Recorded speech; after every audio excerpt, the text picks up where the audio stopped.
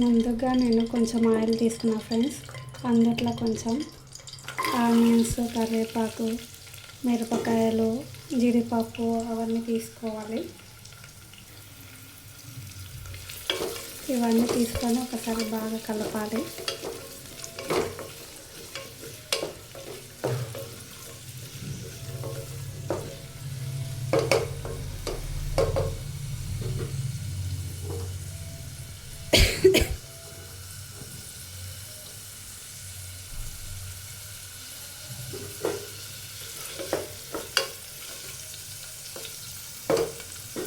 ఇవన్నీ బాగా వేగనివ్వాలి.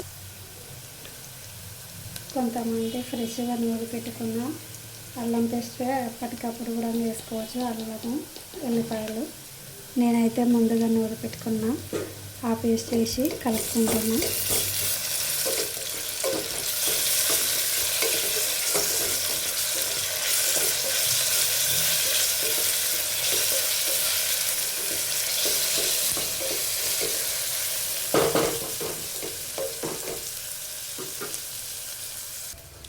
నేను ముందుగా కొత్తిమీర, 2-3 పచ్చిమిరపకాయలు, అల్లం, ఎల్లిపాయలు, కొంచెం పంచదార, ఉప్పు వేసి ఇట్లా మిక్సీకి పట్టుకున్నా ముందుగానే. ఇది వేగిన తర్వాత మనము అది కలుపుకోవాలి.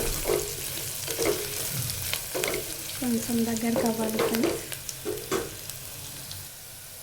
నేను కొంచెం చెక్క వేస్తున్నా, ఒక 2-3 మిరియాలు,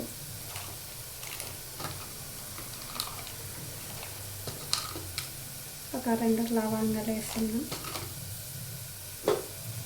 వేసి బాగా కలుపుకోవాలి ఘాటు కోసం.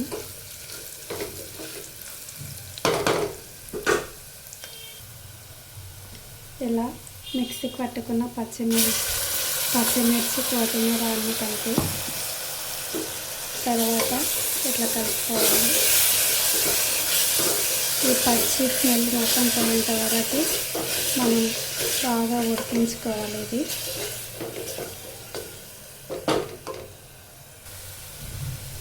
ఇలా ఆయిల్ మొత్తం పైకి వచ్చేలా అయినాక కలుపుకోవాలి.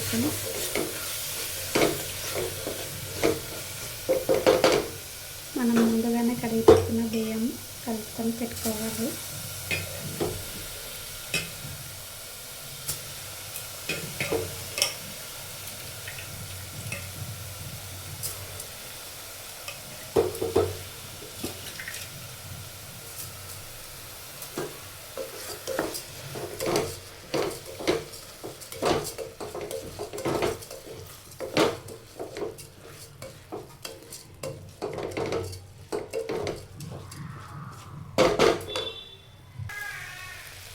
ఇలా అయినాక ఒక గ్లాస్కి హాఫ్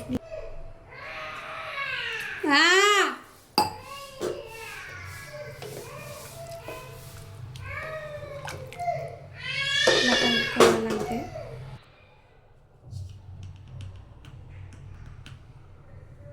కొంచెం సాల్ట్ యాడ్ చేసుకోవాలి. ఒకసారి కలుపుకోవాలి. ఇలా మూత పెట్టి ఒక విజిల్ వచ్చేంత వరకు ఉంచాలి.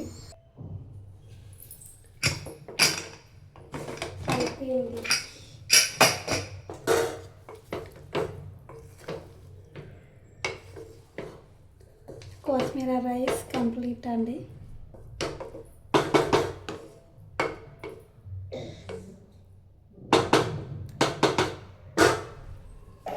ఇంతే అండి, సింపుల్గా కొత్తిమీర రైస్ కంప్లీటెడ్.